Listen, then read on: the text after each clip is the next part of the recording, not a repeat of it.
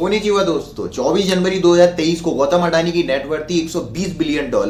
World's richest person की list में third position पर थे गौतम अडानी। हिडेनबर्ग की रिपोर्ट से गौतम अडानी की नेटवर्थ $40 बिलियन ही बची रह गई और उससे भी कम होती जा रही है। अब तो इनका नाम टॉप 25 रिचेस्ट पर्सन की लिस्ट में भी कहीं नहीं है। टोटल 12 लाख करोड़ का लॉस अडानी एंटरप्राइज को हुआ। अडानी टोटल गैस 81% डाउन गई, अडानी ट्रांसमिशन 83% डाउन गई, अडानी ग्रीन एनर्जी के स्टॉक्स 84% डाउन गए, अडानी एंटरप्राइजेस 67% डाउन गई।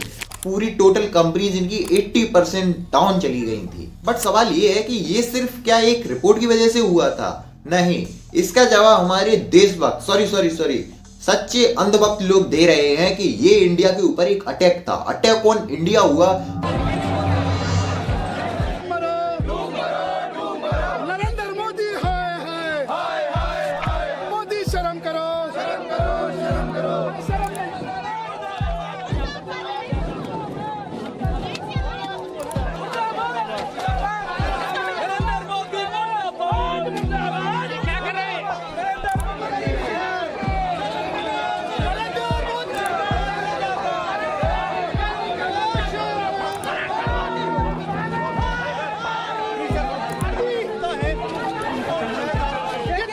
बस आज की वीडियो में हम इसी टॉपिक के ऊपर बात करने जा रहे हैं। क्या सच में ये अटैक ऑन इंडिया था और क्या फिर अडानी कमबैक कर सकेंगे इतने बड़े अटैक के बाद, या फिर ये भी एक स्कैम है बाकी स्कैम्स की तरह? तो वीडियो को एंड तक जरूर देखिएगा, आपके सारे सवालों के जवाब आपको वीडियो के एंड तक जरूर मिल जाएंगे। इस वीडियो को लाइक जरूर कर दें फॉर यूट्यूब एल्गोरिथम। अब वीडियो को हम शुरू करते हैं। तो Today, major short seller Hindenburg Research putting out a market-moving call on Adani Group. It's the family-owned businesses of Asian billionaire Gautam Adani. India's Adani Enterprises is facing unprecedented turmoil. Its shares have plunged by nearly 20%.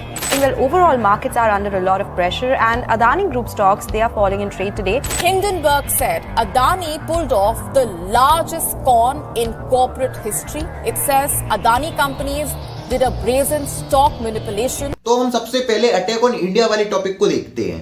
अगर ये सच में एक India के ऊपर attack है तो फिर HealthSouth 2003 scam, WorldCom 2002 scam, Tyco International 2002 scam, Enron 2001, Bre X Minerals 1997 scam, जी वेड 1986 स्कैम और खुद एक अमेरिका स्टॉक स्कैम्स को अमेरिका के ही लोग फ्रॉड घोषित करते हैं, यानी मेरा मतलब एक्सपोज करते हैं। अब मैंने ये जितनी भी कंपनीज का नाम लिया ये सारी यूएस बेस्ड कंपनीज थी। बट जब ये कंपनीज को एक्सपोज किया गया तब उधर के लोगों ने तो कभी भी ये नहीं कहा कि अटैक ऑन अमेरिका हो रहा है या कोई भी उनके ऊपर अटैक कर रहा है उनकी इकोनॉमी को डिस्ट्रॉय करने के लिए। बल्कि एक्सपोज भी SEC ने किया था। मतलब जैसे इंडिया में हमारे यहाँ सेबी है, वैसे ही वहां पर SEC ने एक्सपोज किया था इन सारी कंपनीज को, जो कि रेगुलेट करती है इन सारी कंपनीज को।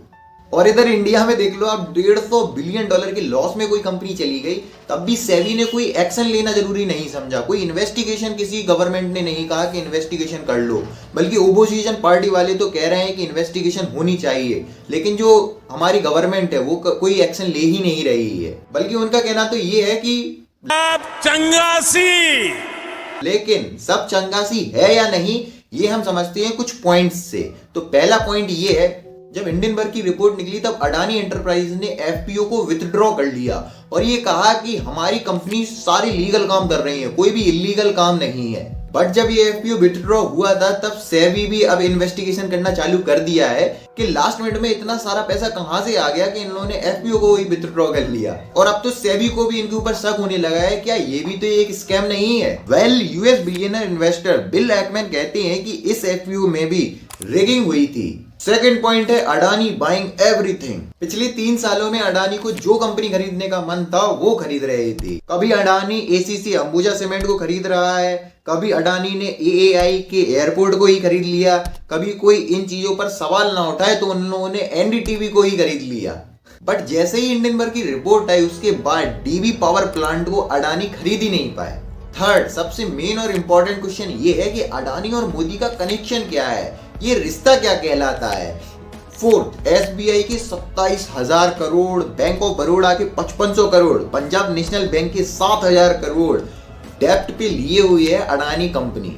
और इसी की वजह से जब अडानी को लॉस हुआ तो उसके ही साथ साथ LIC को भी 50,000 करोड़ का लॉस झेलना पड़ा पिछले 1 महीने में। फिफ्थ, हिंडनबर्ग की रिपोर्ट के बाद अडानी कुछ टाइम के लिए ग्लोबली तो अभी रुक गए हैं, वरना वो ग्लोबली जाने की सोच रहे थे इस स्कैम को ले जाने के लिए। और लोगों का क्वेश्चन इसलिए ज्यादा उठ रहा है क्योंकि जहां पहले मोदी जी इंटरनेशनल फ्लाइट्स लेकर मीटिंग करने जा रहे थे, अडानी को उसी जगह के ज्यादा से ज्यादा प्रोजेक्ट्स मिल रहे थे।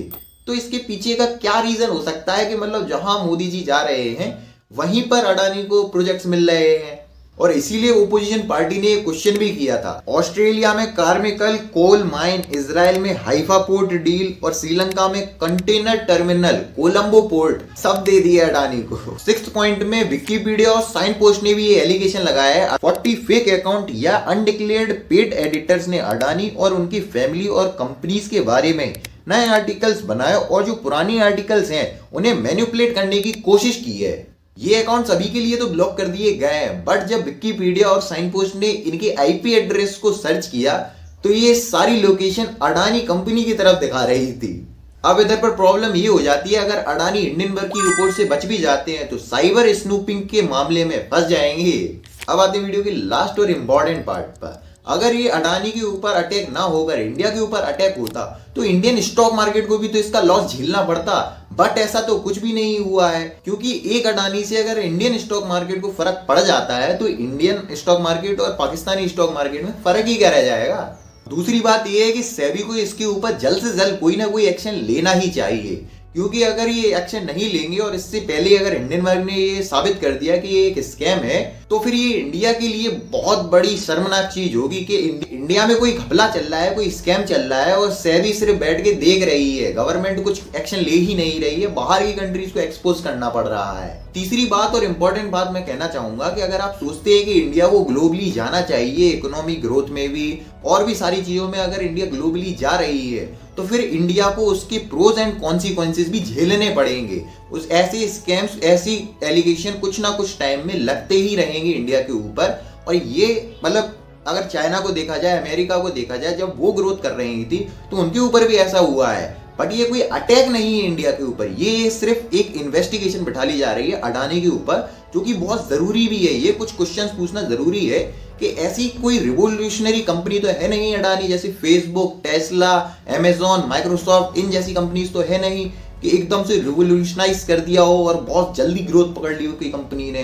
अडानी कंपनी एक पोर्ट्स की कंपनी है। पोर्ट्स की कंपनी तो वर्ल्ड में जाने कितनी जगह पर है, कितनी बड़े बड़े कंट्रीज को वो हैंडल कर रहे हैं। वो तो टॉप 25 क्या टॉप 50 की लिस्ट में भी नहीं है और अडानी सीधी 3rd पोजीशन, 2nd पोजीशन पे कैसे पहुंच गया था। तो इसके ऊपर इन्वेस्टिगेशन होना बहुत जरूरी है और ये कोई अटैक नहीं है इंडिया के ऊपर। अगर ग्लोबली इंडिया जाएगी तो फिर ऐसे प्रॉब्लम्स भी इंडिया को थोड़े बहुत फेस करने पड़ेंगे। अगर आप प्रोस चाहते हैं तो उसके साथ साथ कॉन्सिक्वेंसेस भी झेलने पड़ेंगे आपको। तो अगर आपको ये वीडियो थोड़ी सी भी इंफॉर्मेटिव या फिर अच्छी लगी हो तो अपने दोस्तों के साथ इस वीडियो को जरूर शेयर कीजिएगा और इस वीडियो को लाइक करें, चैनल को सब्सक्राइब करें। मिलते हैं आपको अगली वीडियो में, तब तक के लिए धन्यवाद।